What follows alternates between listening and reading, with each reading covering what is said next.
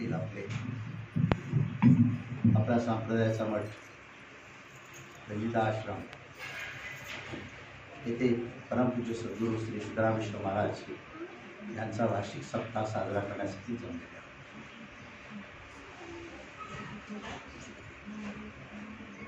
माझ्या अगोदरच्या वक्त्यांनी दासबोधाविषयी खूप उत्तम विवरण दिले.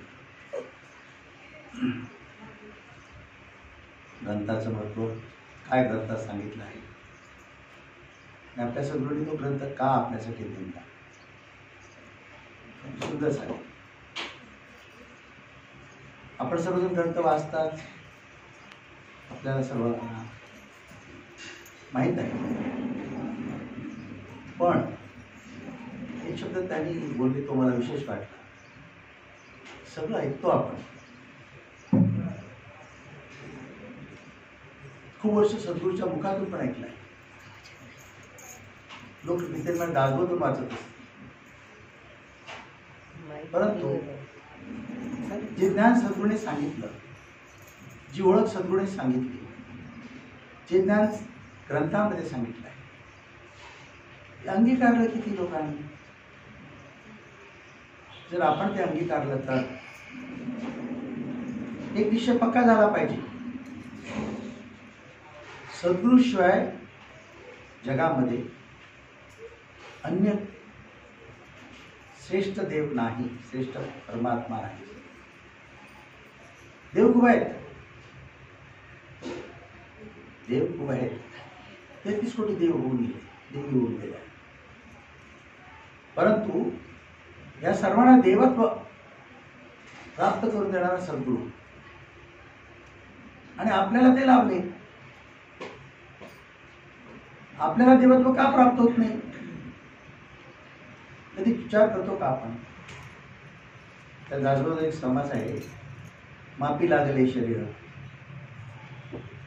प्रत्येकाचं शरीर मापी लागलं आहे.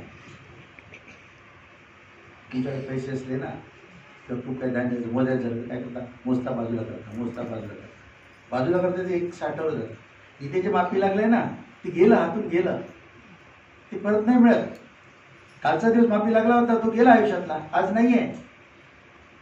म्हणजे आयुष्यातले जे आपला जो ह्या देहाला मिळालेला काळ आहे, आयुष्य म्हणून समय आहे, तो रोज कमी होतोय, रोज कमी होतोय. मग गेला गेला नरदेह मग कैसा भगवंत, मग कैसा साक्षात्कार. म्हणून प्रत्येक क्षण, प्रत्येक दिवस सद्गुरूच्या बोधाप्रमाणे साधन भक्ती करून आपल्या स्वरूपाची प्रचिती मिळवण्यासाठी उपयोगात आणला पाहिजे. तरच सद्गुरू वचनाशी आपण प्रामाणिक आहोत आणि तरच आपल्याला सुख, शांती, समाधान, जी सायुज्य मुक्ती म्हणतात ती प्राप्त. भक्ती आपण इथे सगळेजण बसलेले आहात. काही जणांना प्रचिती आलेली आहे, काही जणांचे जीवन, त्यांचं जीवन सुखाचं असेल, आनंदाचं असेल, ज्ञान प्राप्त झालेलं असेल. काही लोक आहेत, काही लोक अजून तळ्यात मळ्यात आहेत, काही लोक अजून पूर्ण विश्वास नाही म्हणून अनेक उपास तपास करतायत, अनेक देवताकडे जात आहेत. जो अजूनही कोण सत्यनारायण घालत असेल ना त्याला सद्गुरू कळला नाही आणि तेवढा त्याच्यापेक्षा मोठा सद्गुरूचा अपमान.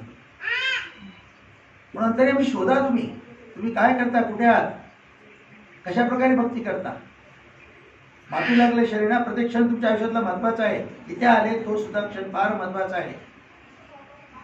इथे आले त्या क्षणाचा उपयोग कधी होईल? नुसते येऊन इथे नमस्कार केलात, सद्गुरूची कृपा किंवा सद्गुरूचे आशीर्वाद प्राप्त होणार अशी तुमची कल्पना आहे. चुकीची आहे, चुकीची आहे.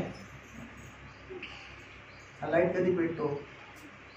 ते पॉझिटिव्ह निगेटिव्ह काय दोन हे असतात, ते एकत्र आले तरच.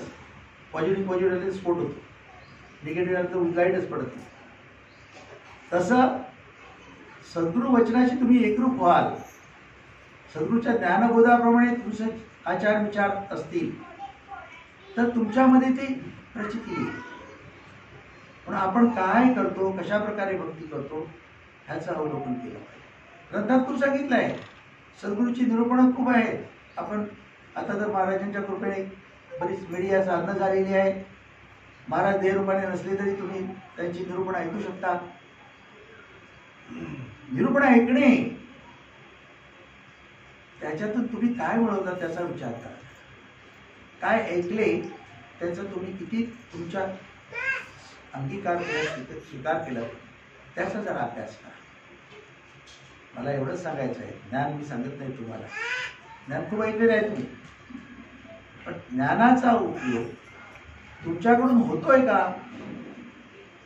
तुमच्यामध्ये निश्चिंतता, निर्भयता, विवेक, वैराग्य हे आले असेल ना, तर त्या ज्ञानाचा उपयोग तुम्हाला बरोबर करता.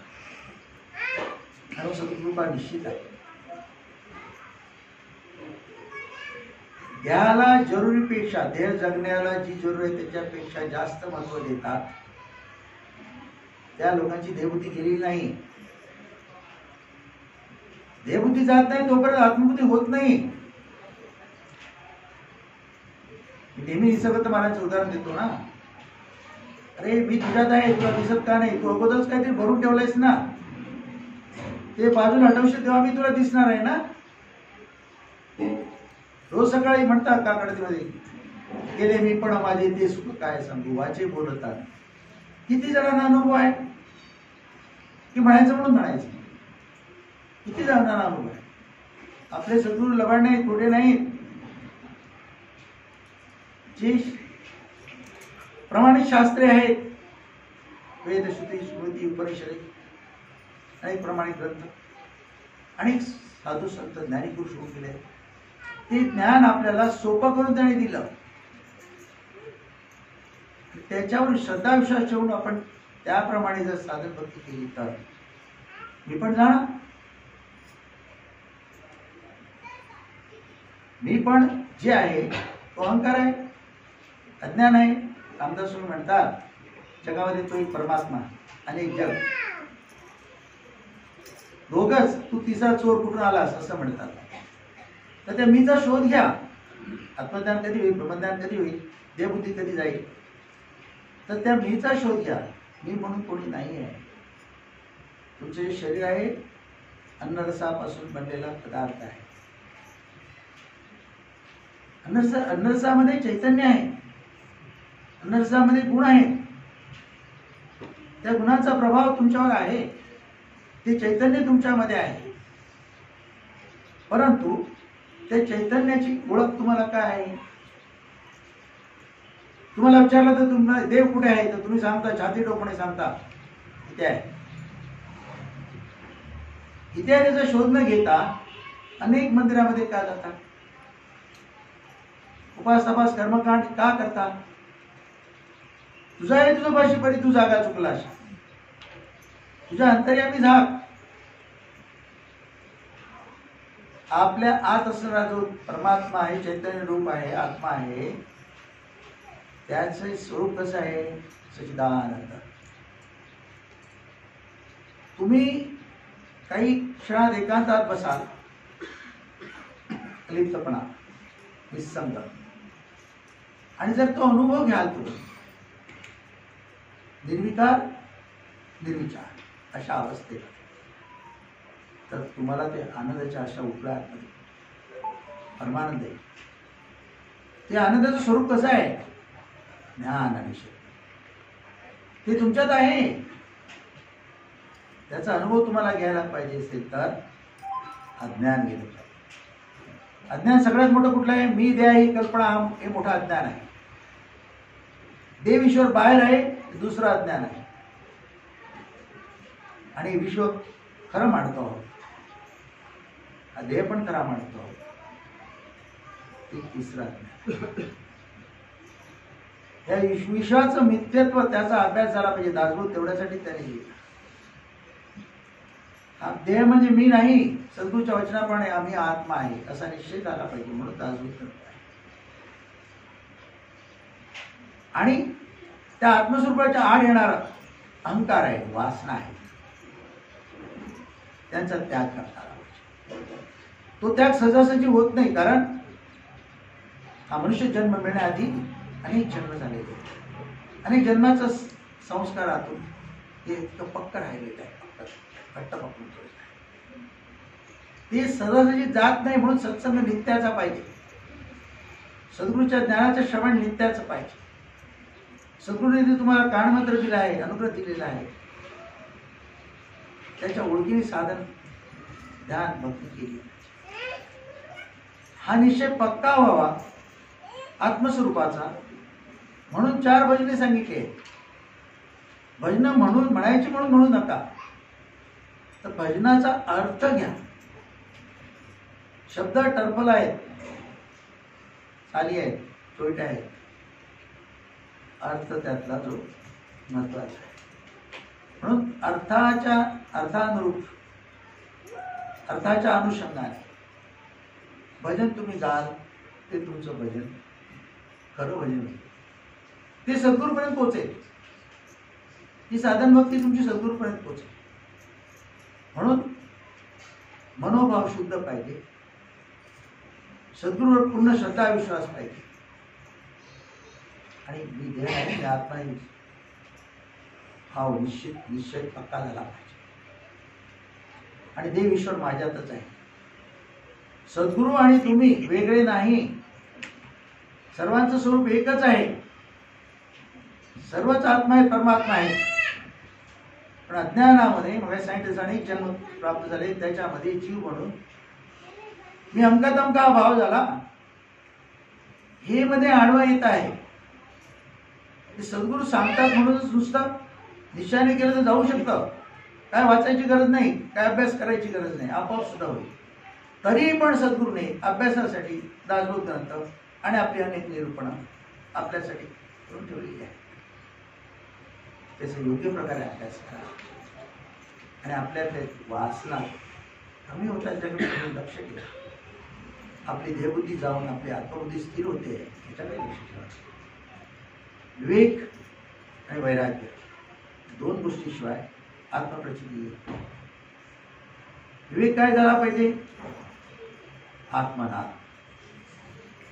आणि वैराग्य म्हणून काय पाहिजे? साराची. ही 2 गोष्टी घडल्या की आत्मप्रचिती बरोबर. म्हणून ही भक्ती, म्हणून ही भजन आहेत, म्हणून ती साधना आहे, ध्यान धारणा आहे, सत्संग आहे, सप्ताह आहेत.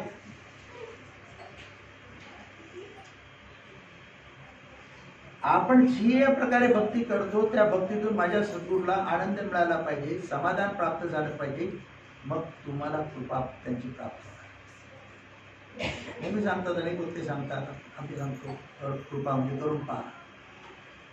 कृपा प्राप्त व्हायला पाहिजे तर त्यांनी सांगितले तसं करून पहा. तुझ्या सवडीने नको, तुझ्या सोयीने नको. त्यांनी जी उत्तम बातमी दिली आहे ती बातमी धरून ठेव. त्या बातमीच्या पलीकडे जगातल्या बातमीच्या मागे लागू नकोस. ध्याला अतिमहत्व देऊ नकोस. ध्याला अतिमहत्व दिलं की वासना वाढल्या, अहंकार वाढला, अज्ञान दशा, जीव दशा, दुःख दशा प्राप्त होते. प्रत्येकाच्या जीवनात सद्गुरू भेटून सुद्धा दुःख आहे. त्यांनी समजून जावं की आपल्या सद्गुरूने सांगितलं त्याच्यात दोष नाहीये. मी कमी पडतोय, माझ्या साधन भक्तीमध्ये मी कमी पडतोय. सद्गुरू वचन त्रिकाला बाधित आहे, ते अमर सत्य आहे. म्हणून शोध घ्या, दोन्ही गोष्टीचा शोध घ्या. मी आत्मा आहे या गोष्टीचा शोध घ्या. मी आत्मा का नाही, मला अनुभव का येत नाही याचा शोध घ्या.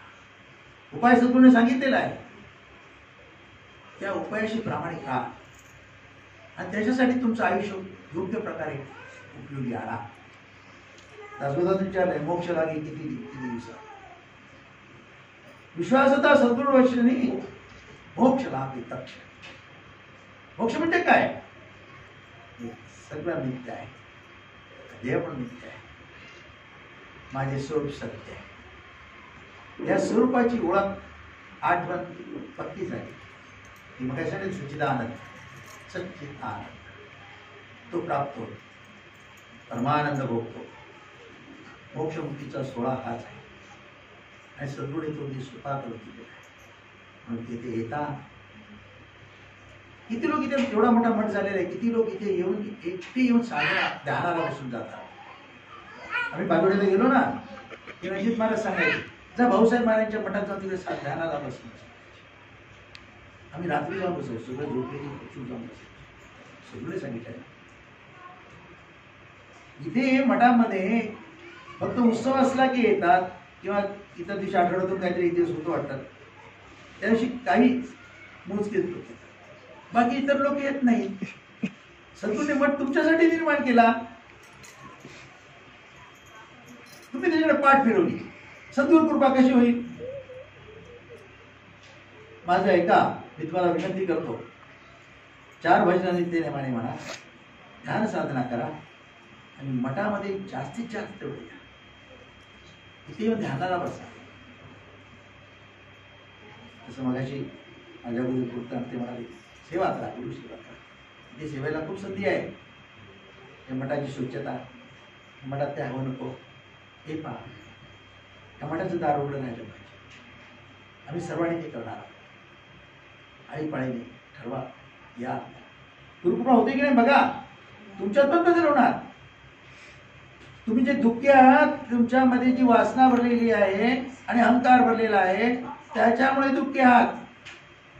हे जायला पाहिजे असेल तर ते सद्गुरूचे चरण घट्ट पकडून ठेवले पाहिजे. ती इथे आल्याशिवाय होणार नाही.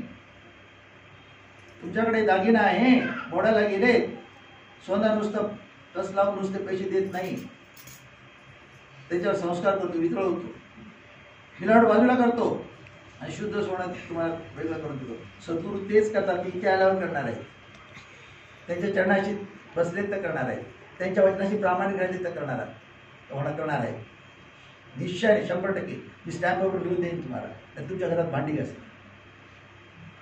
प्रचितीचे बोल आहेत, पुस्तकी ज्ञान नाही, प्रचितीचे बोल आहेत. ते सावंत महाराज सांगायचे ना, निरोप आहे, हे निरूपण करतो ना, निरोप आहे, त्यांचा निरोप आहे, तो आम्ही तुम्हाला सांगतो. त्यांनी त्याच्यासाठीच आम्हाला नेमलं आहे, त्याच्यासाठीच एक पद दिलं आहे.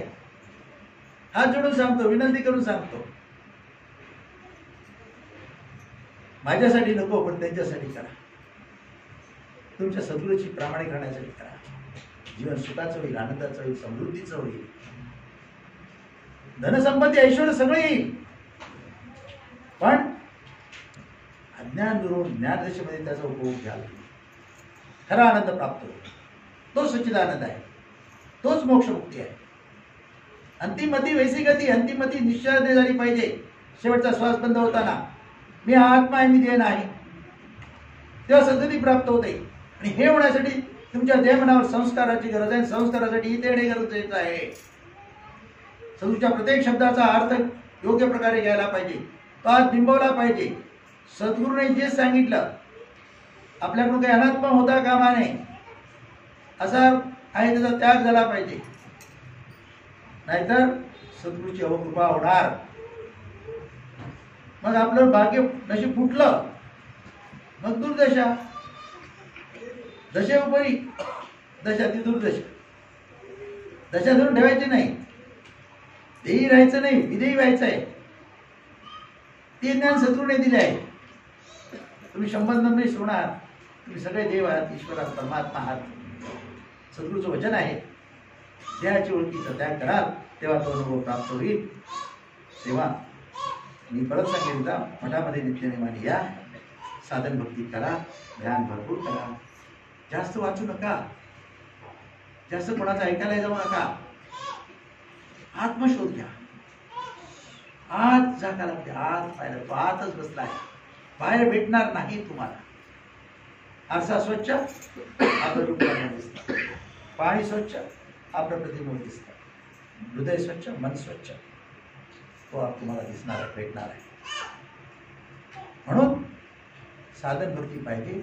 आणि ती साधन भक्ती तुम्ही जी घरात नुसती करतात ते कामाचं नाही. तुम्हाला हे स्थान उपलब्ध करून सद्गुरूने दिलं आहे, त्याचा पुरेपूर उपयोग करून द्या आणि जीवन सुखाचं करा. राजा